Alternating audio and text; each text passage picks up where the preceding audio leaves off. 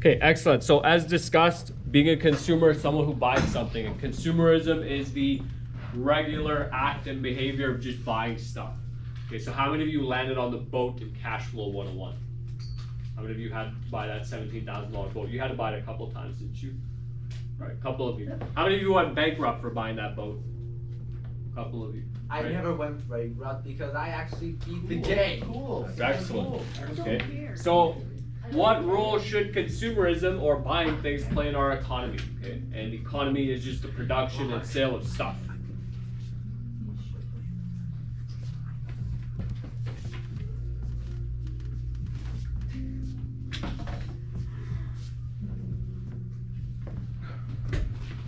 So, in order to have an economy where people are even buying stuff, they have to have money in the first place.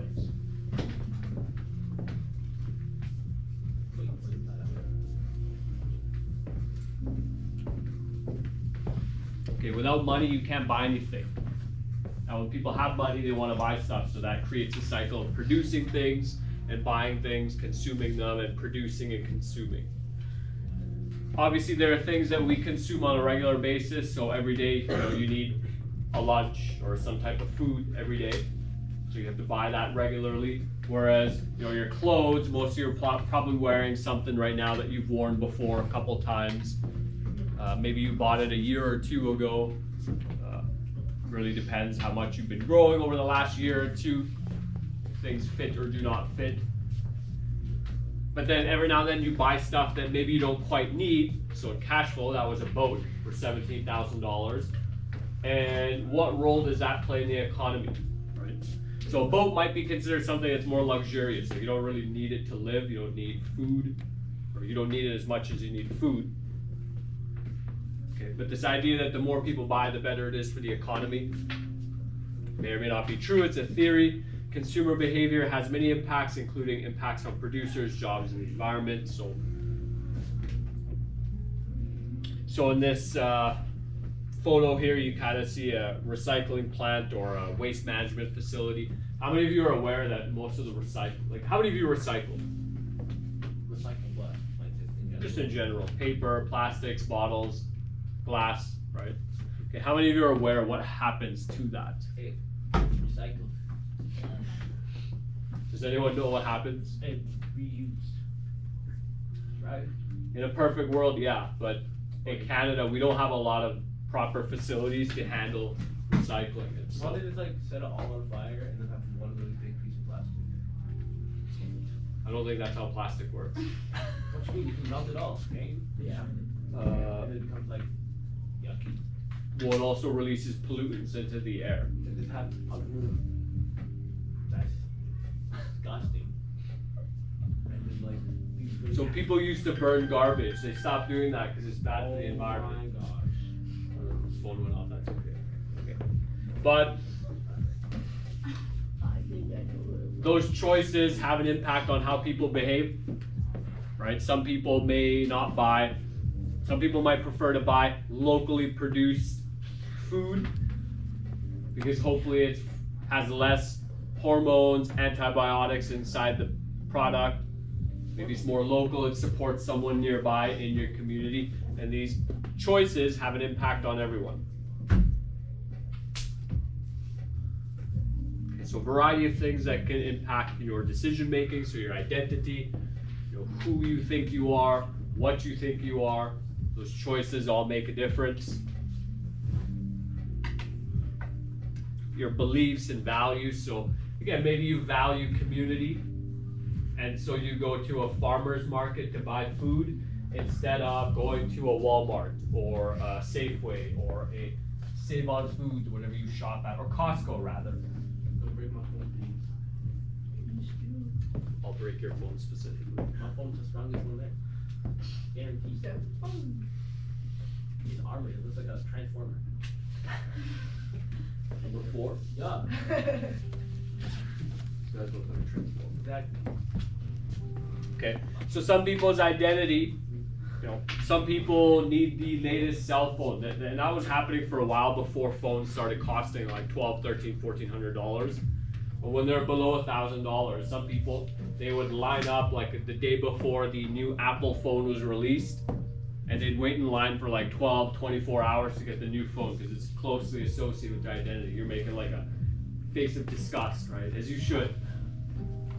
Right? Some people really identify with the labels and brands that they wear. Now that doesn't necessarily have to be something like Nike, or another one that we chatted about was Supreme, let's say, if you want like very popular brands, but it could also be if you're an athletic person, you identify with that, so you buy athletic clothing. And then maybe you eat healthier because you identify with living a healthy lifestyle. Now some of those things aren't really as clearly stated in cash flow, but how many of you took the time, at least in your first few games, to select your own individual dream? A couple of us, right? And so that dream in the game, although it's not curated to everyone, might relate and connect to what you value, right? So some people might have selected the dream where they travel around the world, go to the music festival, start a charity, and that relates to your values, and that's going to have an impact on your choices. Oh no. Oh, the yucky stuff. Delicious.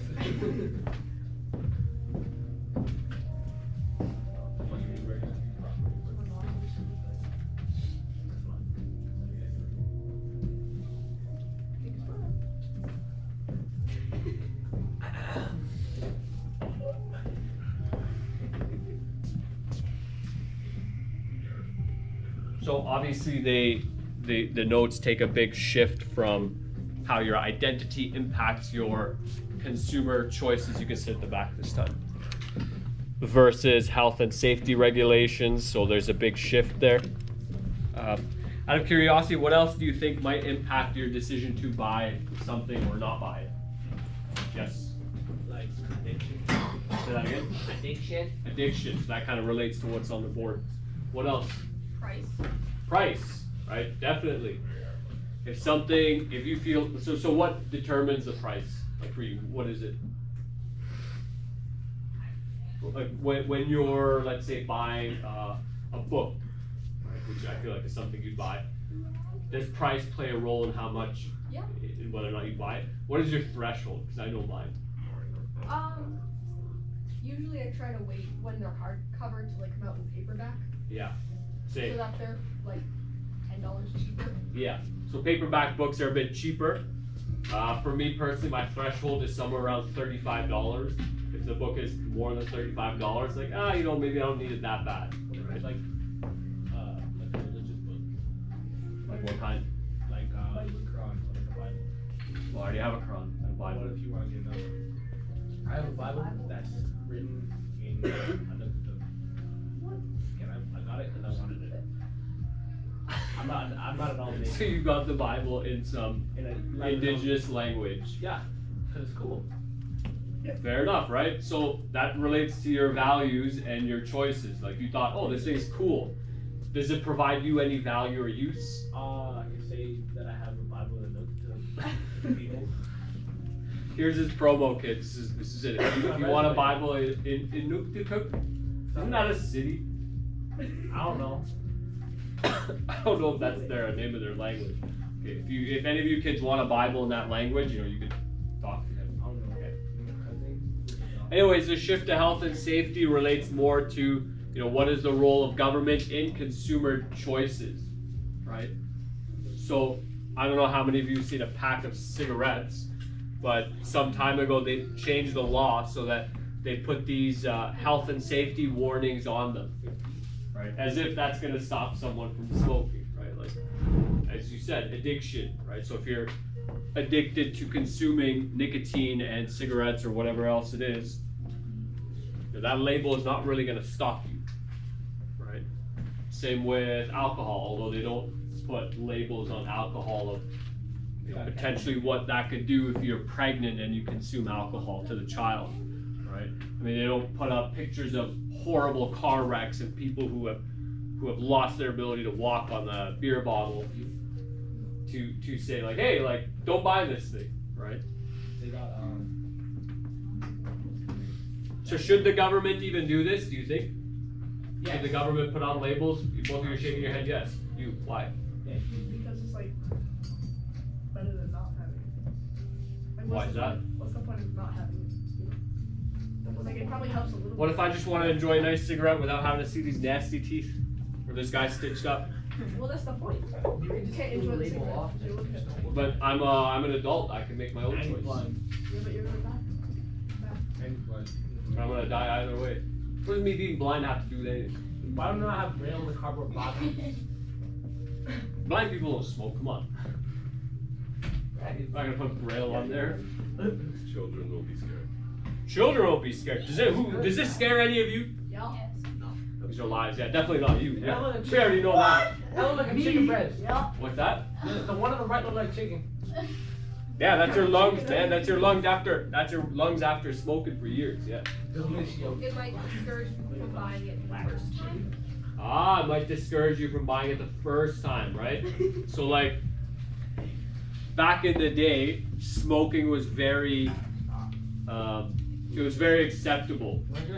Smoking cigarettes. And in fact, doctors would prescribe cigarettes to like people as medication. Like, hey, you know what you need to do? You need to smoke a pack of menthols or whatever. Like, it'll chill you out. Something along the lines of that. Yeah, you're laughing, but it's true. Like, doctors used to prescribe cigarettes to people.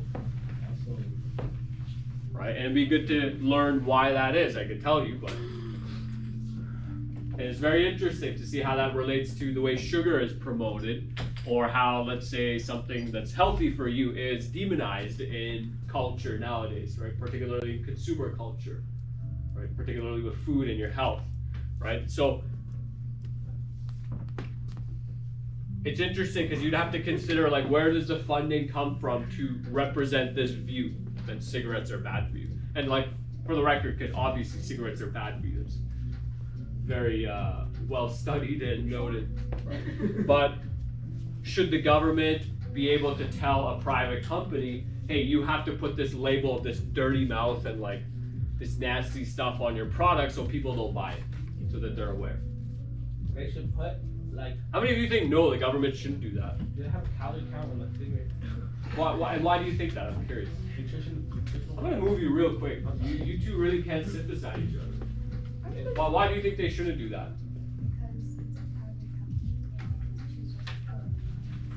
Yeah, it's a private company. Like why aren't they allowed to put two people just having a real good time with a cigarette in their mouth? You know, they want to sell their product. And it's your choice as an individual, right? Like, how many of you would say that you're capable of making this? Bless you. Bless you.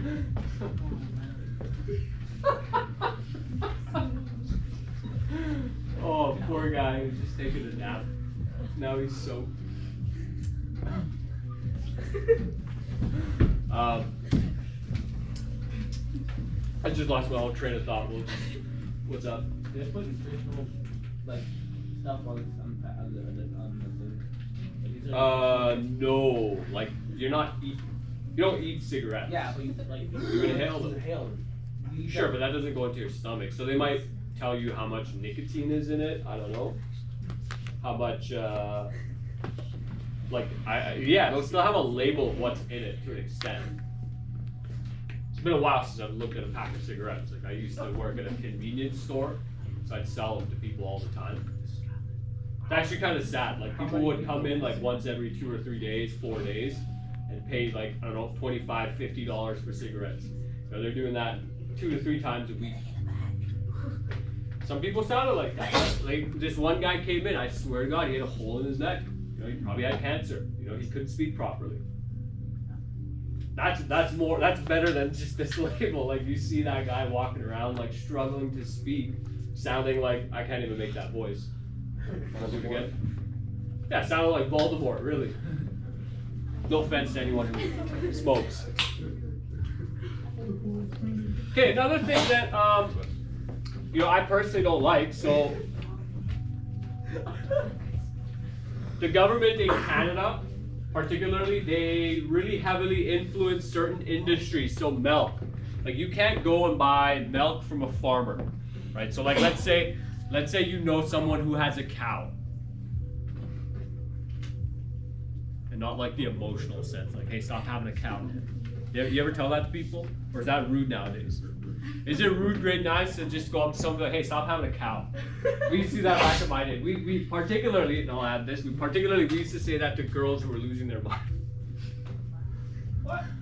How do I break that? Oh, we just like, you know what? Like, come on, ladies. Which one of you would be okay with being called a cow? Like, no, none of you, right? So,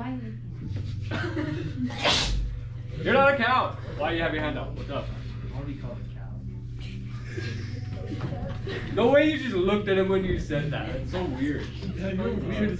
You're weird, Hendrix. So, Don't say my name. so let's say you know someone with a cow, and they have a very healthy cow. They have a clean setup. Like, you can't go and buy milk from them. It's actually illegal. I mean, you can, but it's illegal for you to do so. If you get caught, you could get fined. What is the... So why? Well, because the government wants to ensure that you're safe, right? Like, I'm putting that in air quotes because it's not clear, right? What's that? What does make milk? To be green. Yeah, but it's wrong. Milk has to be pasteurized, which means like boiled to make sure that all the bacteria is out. And so the interesting thing about pasteurization is that it also destroys a lot of the nutrients, right? When you heat up the milk, it destroys a lot of the nutrients, which is kind of unfortunate. And so I was chatting with my friend about this because, you know, we got a hold of some raw milk from a farmer, and a lot of the bacteria sometimes can be caused by poor farming practices, right? So, you know, at what point is the government allowed to tell you, like, yes or no, you can or cannot buy this thing? Yes or no, you can or cannot make this decision in your own personal life? Like, what if the government said, no, you can't buy sweatpants anymore? That's like 80% of this class right now, right? Okay, but you're not included, like, sweatpants. Leggings, I'm gonna count those as sweatpants, right? What if the government said, hey, you know, sweatpants look terrible. Wear pants, wear jeans, No. right? You're getting upset, you're saying no. But what if they say, hey, it's bad for your health? How is it bad for my health? Stop using your brain, stop thinking. We're telling you it's bad for your health. Right? Should the government be allowed to say that? Yes. And sweatpants are like a ridiculous. Are you wearing jeans today? Yes. You are wearing jeans. And you usually wear jeans. I don't think I've ever seen you in sweats. Good for you, man. Right. So, should the government be allowed to just say, like, hey, for your own health and safety, we're just going to ban this all together? You're not allowed to go buy from some local farmer. Matter of fact, you're not allowed to own your own cow. Like, you can't have a cow in your backyard. It's so insane. Don't you think that's absurd? What if I just want a cow? Some people, like, you're allowed to have a dog. Like, people are allowed to have a pug. You know the thing about pugs, their faces are squished in. They have terrible breathing problems, and I want to say they die like pretty early on. So you can own a pug, but I can't have a cow. It's messed up. If like the bacteria and the oils or whatever in the raw milk is like dangerous for consumption, then why is like a baby cow making it with like no immune system as a baby? Well, so people would have potentially consumed milk for a very long time without pasteurization. That's what I was trying to say if you were listening. I was trying to listen. So pasteurization is this process that was, I guess, formalized, you know when, like 50 to 100 years ago? Yeah, 1900 something. Yeah, so 50 to 100 years ago. Pasteurization is just boiling. The reason why they call it pasteurization is because the guy, like his last name was Louis Pasteur, maybe Louis Pascal, I don't know, that might be some other scientist. So, you know, he just took his last name, he applied it to this process. But it's a process for heating up. You can do it to honey as well. You heat it up, you kill all the bacteria. But when you heat things up, you also kill the proteins and the enzymes. Which I don't know how to explain to you what an enzyme is, but proteins, it's like there's good nutrients in the milk. And when you heat it up and boil it, it kills that. So a lot of the nutritional content can be taken away from pasteurization. But what I was saying is that I discussed this with my friend. A lot of the reason why that milk might be bad in the first place is because the farming practice. So let's say you have like hundreds of cows and they're not clean and they're rolling around in each other's filth. Okay, well that's a dirty animal. You don't want to consume that. But if you have like 10 cows and it's a very sanitary environment, it's a healthy animal, Like I've had raw milk. Like I'm still alive. It was actually better than the store-bought milk. Illegal. It was illegal, but I didn't buy it.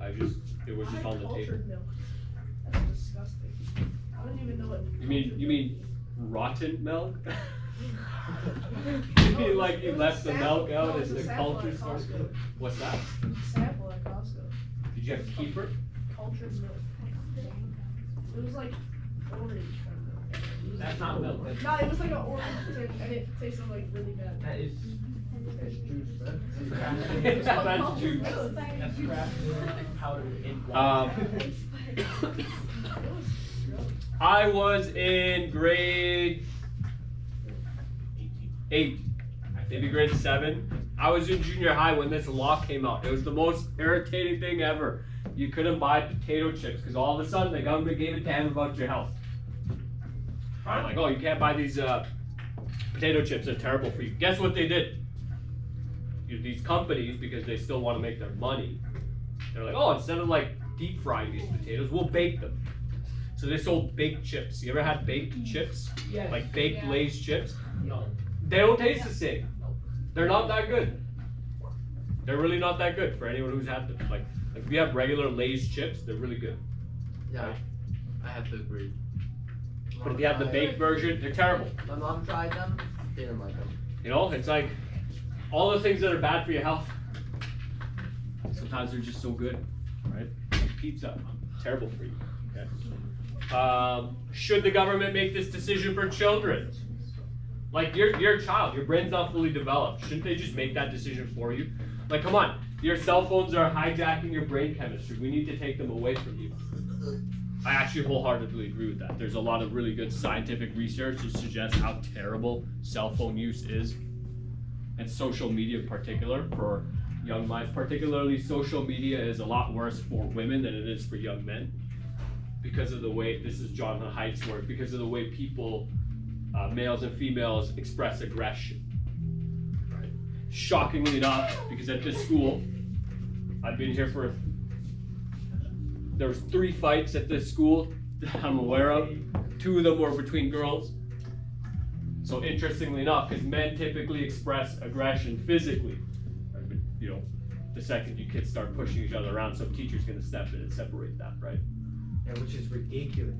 Like, let them fight it out. Let us fight. Yeah, exactly. And then- Who cares if someone gets a concussion? Like, just let them. I seen a couple of guys fight in my day, like nobody got a concussion, like there were very few punches thrown. A buddy of mine got jumped, it was very unfortunate. Like he got beat, but he got jumped. There was no one-on-one. Anyways, but according to this research and general research, women express aggression socially, right? And so social media really scales that up. Yeah, literally, right? Literally that, right? And maybe some of you girls have been witness to this, you know, a mean comment about your hair, about what you're wearing, right? So, do you think that the government, that we should make a distinguishment between children and adults, and that for children, like you kids, we should step in more and say like, no, you're not allowed to do that because, you know, you're not old enough to figure that out on your own? You're shaking your head, yes. Yeah? And it's tricky because, you know, as a human being, as an autonomous person, someone who can make their own choices, like you don't want to be told, no, we're taking your phone away for your own good because, you know, class is boring. I mean, look, she's like knocked out. She's almost drooling. There's almost drool there, right? Like soon. No one else is asleep, but come by 4th block. Half the class is sleeping, you know? No, they're not because they have their phones. Right? It keeps them awake. So maybe that decision needs to be made for you. These young kids, what's up? If there was a protest to stop this thing, We would beat you down with authoritarian violence. We would bring out the batons, we would bring out the pepper spray.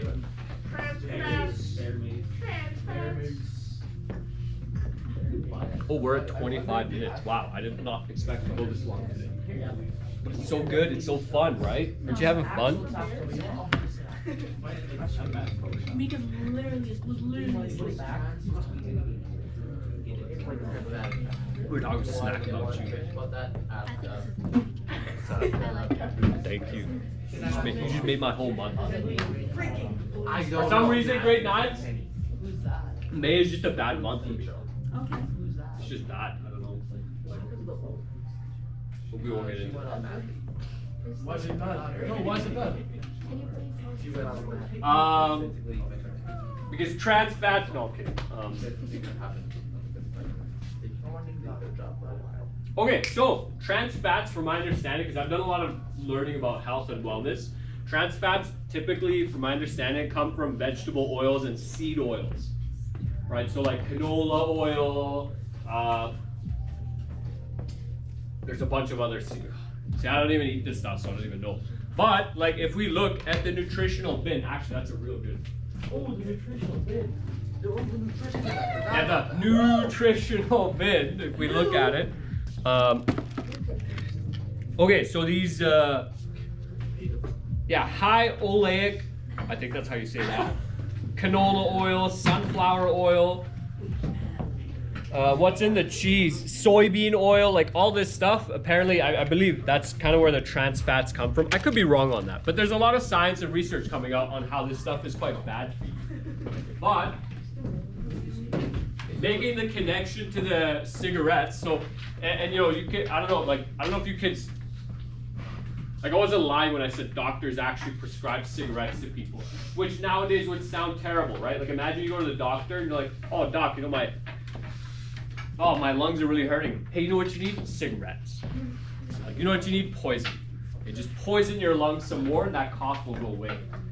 Your cough got worse after the cigarettes? Oh, you need a different brand of cigarettes. And so doctors would get paid off to like pitch certain brands of cigarettes to people, right? Like they got money in their pockets. Okay, so the same thing happened with fat and sugar. I think the New York Times did a really good article on this. I didn't read it, but I've listened to like a dozen people talk about this. So back in the 60s, some doctors got paid off. Some research studies, these scientists got paid off to essentially like tell the public that what was causing a lot of heart issues, problems, was fat and not sugar, right? And not necessarily trans fats, we'll talk about that later. But so they paid off these researchers and they shifted the results to make it seem like sugar wasn't actually really bad for people. Out of curiosity, is anyone in your household on a low sugar kind of lifestyle?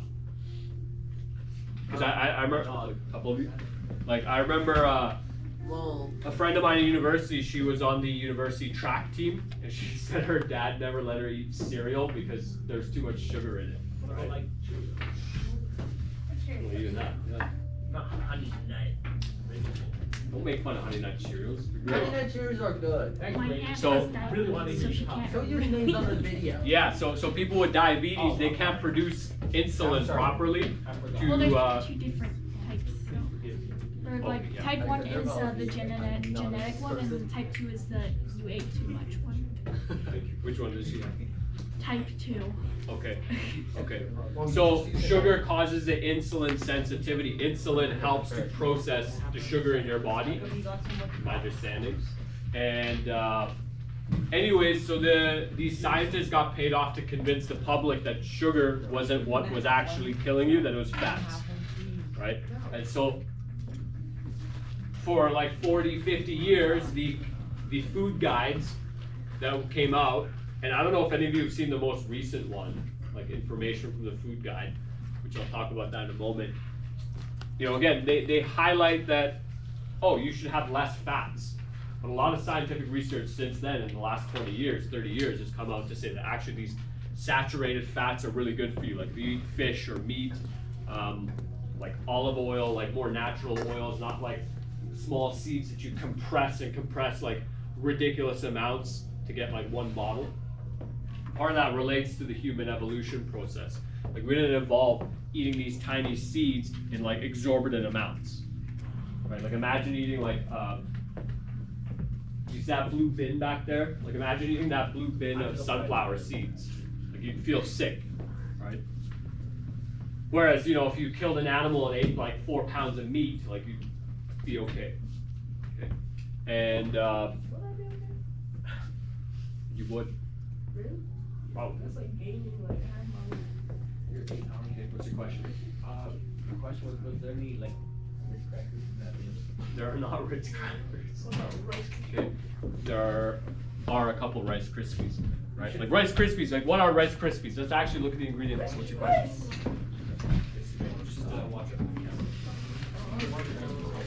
So let's actually read marshmallow creme. C-R-E-M-E. Look, they put in this fancy like quasi French word, creme. Okay. What is that? It's corn syrup. You guys know what corn syrup is? It's like basically sugar, right? Fructose. Fructose is essentially sugar. Sugar, right? Corn syrup solids. Glycerin, dextrose, gelatin, salt, glycerin, This sounds very healthy. which I feel like are all like sugar, Yeah, essentially glycerin is sugar.